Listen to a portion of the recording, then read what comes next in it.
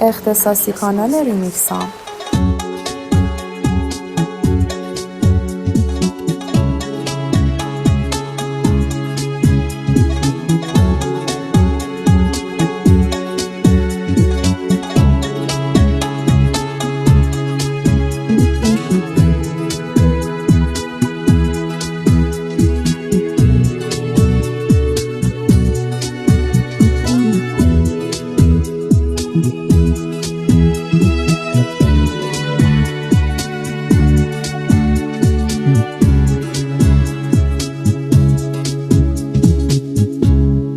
باید تو را پیدا کنم، شاید هنوزم دیر نیست. تو ساده دل کندی ولی تقدیر بی تفسیر نیست. و این که بی تو به منی بازم منو خط میزنی.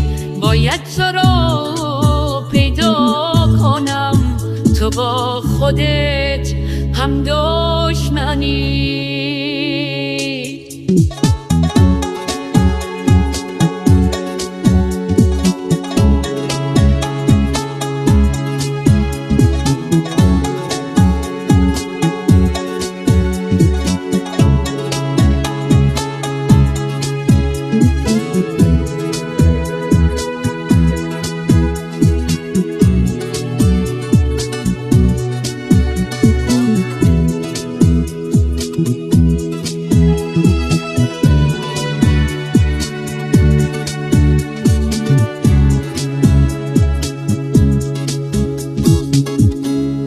کی با یه جمله مثل من میتونه آرومت کنه؟ اون لحظه های آخر از رفتن پشیمونت کنه. بگیرم از این شهر سر، این کوچه های بیابون.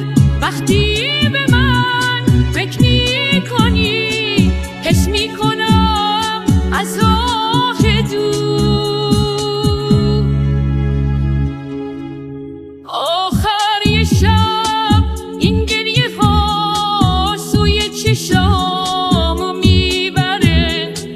عطرت داره از پیرهنی که جا گذاشتی میبره.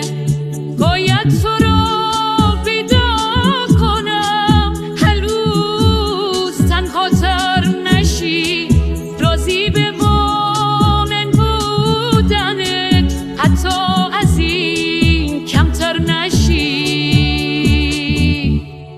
پیدات کنم حتی اگه پروازمو پرپر کنی. محکم بگیرم دست تو، احساسمو باور کنی. پیدات کنم حتی اگه پروازمو پرپر کنی.